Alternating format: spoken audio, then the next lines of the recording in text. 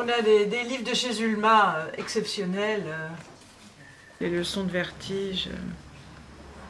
Ça, ce sont les ouvrages nominés de notre histoire. Salman Rushdie, qui est de 2 ans, 8 mois et 28 nuits, c'est-à-dire 1001 nuits en réalité. Salman Rushdie, c'était exceptionnel. Isaac Rosa, qui s'appelle La Chambre obscure.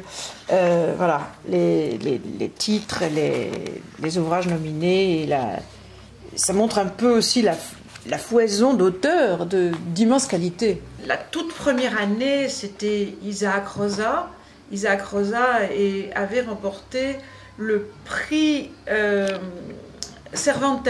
C'est l'équivalent du prix Goncourt en France. Et c'est aussi un écrivain, un jeune écrivain d'une puissance et d'une force vraiment passionnante. Cette année, on se déchire pour les titres, tous plus intéressants les uns que les autres.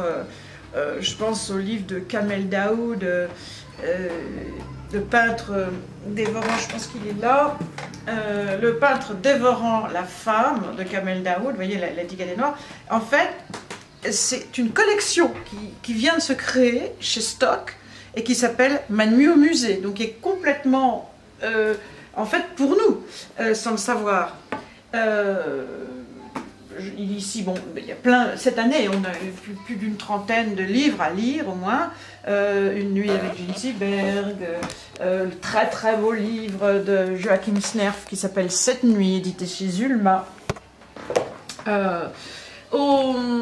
Thierry Froger, Les nuits d'Ava chez Actes Sud. Intéressant de penser comment on joue avec les icônes du cinéma. Et puis, et en même temps, il se passe une chose absolument incroyable la nuit avec Ava Gardner alors qu'elle est à Rome. C'est très bien écrit par Thierry Froger. El Clínico de Kiko Herrero, magnifique livre édité chez Paul, un peu surréaliste et je dirais un équivalent littéraire d'Almodovar, un type vraiment une très belle langue. Donc il y a aussi Capucine et Simon Johannin pour Nino dans la nuit.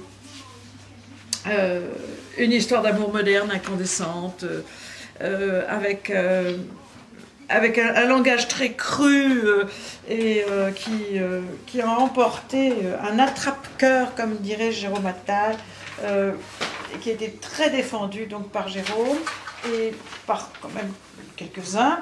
Elisabeth Quint, elle a écrit un livre qui s'appelle La nuit se lève, et c'est parce qu'elle a peur de perdre la vue, et donc la nuit, en l'occurrence ici, c'est le noir, et c'est la peur du noir qui pourrait s'abattre sur son monde.